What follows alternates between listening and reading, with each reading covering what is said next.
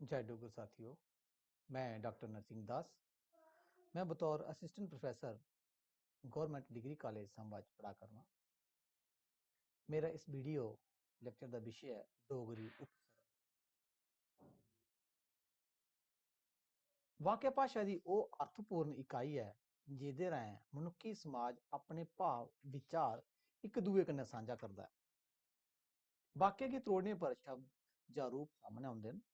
शब्द हर भाषा च बधदे घटदे रहिंदे न।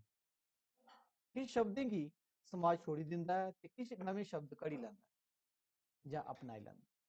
किश मूल शब्द जोड़ियै किश मूल शब्दें कन्नै शब्दांश जोड़ियै किश नमें शब्द बनाए जंदे न ते प्रयोग च आने जंदे न। हून मैं गल्ल करङ अव्यय। ओह् शब्दांश जेह्ड़े कुसै मूल शब्द कन्नै जुड़ियै नमें शब्द दा निर्माण करने च मदद करदे न, उ'नें गी अव्यय गलाया जंदा है। अव्यय दे बगैर शब्द दे कोई वजूद अव्यय दा माफ करना अव्यय दा बगैर शब्द दे कोई वजूद नहीं होंदा। अव्यय दे भेद। अव्यय साढ़े कोल त्रौं चाल्ली दे होंदे न: उपसर्ग, मध्यसर्ग ते प्रत्यय। इस वीडियो च मैं गल्ल करङ उपसर्ग। उपसर्ग दा अर्थ है शब्दें दे अग्गें जुड़ने आह्ले क, प्र, स वगैरह अव्यय जां शब्दांशें गी उपसर्ग गलाया जंदा है। वो शब्दांश जेह्ड़ा कुसै शब्दा दे अग्गें जां मूली स्थिति च जुड़ियै अर्थ च बदलाव आंदा है जां कोई खासियत लांदा है, तो नेह् शब्दांशें गी अस उपसर्ग गलाने आं। उपसर्ग दियां विशेशतां। एह् शब्द नहीं होंदा, एह् शब्द दा अंश होंदा है। इंदा प्रयोग स्वतंत्र नहीं कीता जाई सकदा।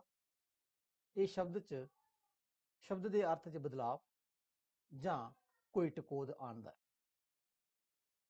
डोगरी उपसर्ग। डोगरी च प्रयोग होने आह्ले किश उपसर्ग इस चाल्ली न: अ ते ओह्दे कन्नै बनने आह्ले शब्द दिक्खो: अटल, अटूट, अज्ञान।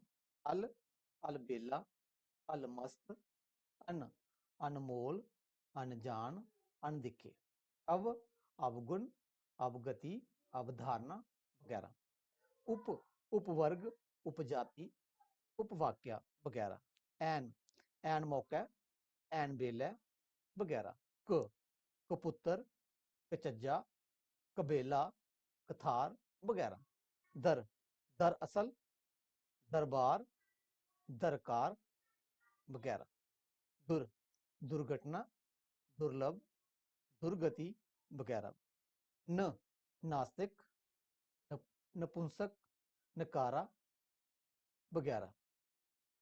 इस चाल्ली निर, निर्दोष, निर्मोही, निर्मल। पढ़, पढ़नाना, पढ़दादा, पढ़पोतरा वगैरह। प्र, प्रचार, प्रलय, प्रचंड वगैरह। फी, फीसदी, फी कुंभा, फी मानू वगैरह। ला, ला इलाज, लावारस, लापता। ब, विरोध, बचारा, बकास वगैरह। बद, बदसलूकी, बदअजमी, बदनसीब वगैरह। बर, बर्दाश्त, बर्खास्त वगैरह। बे, बे बेअदबी, बेनकाब, बेक्यास वगैरह। स, सजीव, सपुत्र, संरचना वगैरह। सन, सन टब्बरै, सन थरू, सन कपड़े वगैरह। सम, संन्यास, संदोख, संकल्प वगैरह।